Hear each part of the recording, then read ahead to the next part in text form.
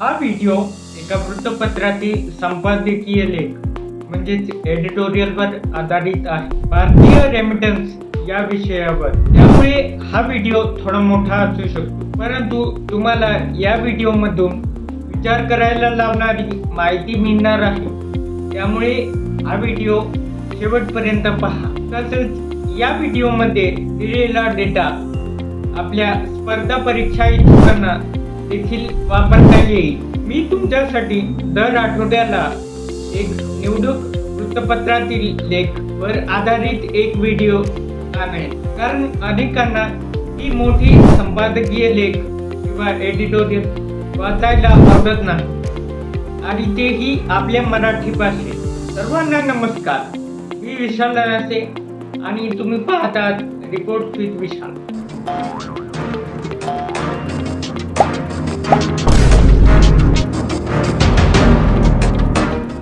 तर सर्वप्रथम मी तुम्हाला या प्रश्नाचे उत्तर देतो की रेमिटन्स म्हणजे नक्की काय. रेमिटन्स म्हणजे परदेशी कामगार किंवा बाहेर कौटुंबिक संबंध असलेले नागरिक आपल्या घरी किंवा माय देशामध्ये पैसे पाठवतात. त्यांना रेमिटन्स असे म्हणतात. नुकताच पोलीस चालेला एक युएनचा रिपोर्ट आहे, वर्ल्ड मायग्रेशन रिपोर्ट 2024 मध्ये इमिग्रेशन आणि इमिग्रेशन या दोन्ही गोष्टींचा ट्रेंड दाखवला आहे. पण इमिग्रेशन आणि इमिग्रेशन मध्ये काय फरक आहे? इमिग्रेशन म्हणजे ई पासून सुरू होणारा इमिग्रेशन, म्हणजे बाहेर गावी गेलेले लोक परत येत नाही. वापस कधी येणार तू? आता मी येतच नाही. आणि आय पासून सुरू होणारा इमिग्रेशन म्हणजे बाहेर गावी लोक जातात काही वर्षांसाठी भारतासाठी. रेमिटन्स हे एक मोठा इन्कम सोर्स आहे.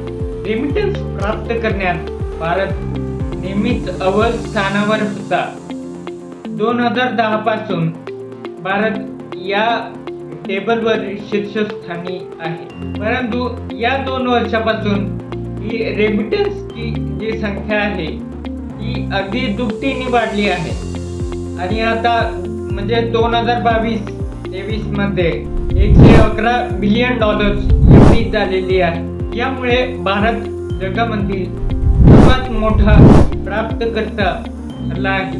ही कामगिरी केवळ भारतीयांचे स्थलांतरित कामगारांची महत्त्वपूर्ण भूमिका अधोरेखित करत नाही, तर ही आपल्या अर्थव्यवस्थेमध्ये रेमिटन्सचे महत्त्व हे देखील अधोरेखित करते. भारतानंतर मेक्सिको, जो की $61.1 बिलियन एवढे रेमिटन्स येतो. नंतर येतो चीन, जी $51 बिलियन चे रेमिटन्स घेतो. त्यानंतर फिलिपाईन्स या देशाचा नंबर येतो, जो की $38 बिलियन रेमिटन्स घेतो. या रेमिटन्स मुळे आपली फॉरेक्स रिझर्व जे की $586 बिलियन एवढे झाले असून त्यामध्ये 18% या रेमिटन्सची भागीदारी आहे. भारताच्या GDP मध्ये देखील हे रेमिटन्स जवळपास 3% एवढं कॉन्ट्रीब्युशन देतात. हे आपल्या फॉरेन पॉलिसीसाठी एक बफर म्हणून काम करतात, विशेषतः जेव्हा आपला ट्रेड डेफिसिट हा वाढतच चालला आहे, जो की जवळपास $20 बिलियन एवढा झाला आहे. USA आणि ना की UAE जसं आपल्याला वाटतं, हा भारताच्या रेमिटन्सचा मुख्य स्रोत आहे. एकूण रेमिटन्सचा जवळपास 23% एवढा वाटा USA कडून येतो. जे USA मध्ये काम करतात त्या भारतीयांचे प्रोफाईल मात्र असे आहे की ते हायली एज्युकेटेड आहे, हायली स्किल्ड आहे, आणि त्यांना पगारही जास्त मिळतो. पण दुसऱ्या देशातील जर विचार केले, तिथल्या इंडियन लोकांचा प्रोफाईल मात्र काही वेगळाच आहे.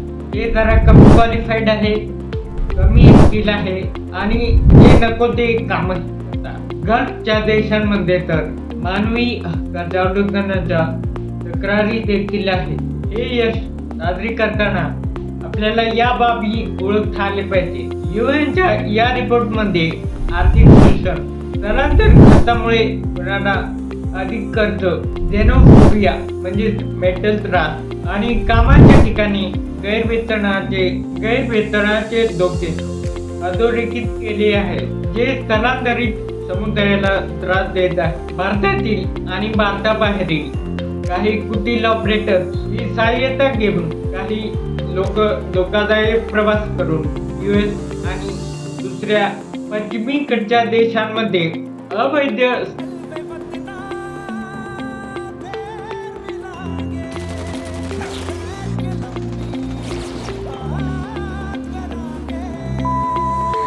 स्थलांतर करणाऱ्यांची संख्या वाढणे हे चिंतेचे कारण आहे. या रिपोर्टमध्ये इंटरनॅशनल स्टुडंटचा ट्रेंड देखील दिलेला आहे, ज्यामध्ये चीन आणि भारत हे अव्वल स्थानावर आहे. स्थलांतर करणाऱ्यांच्या बदलत्या लँडस्केपमुळे आपल्याला त्यांच्या हक्कासाठी एकत्रित प्रयत्न करणे आवश्यक आहे आणि सुरक्षित आणि व्यवस्थित स्थलांतर करण्यासाठी मार्ग सुनिश्चित करून देणे यासारख्या समस्यांचे निवारण करणे आवश्यक आहे.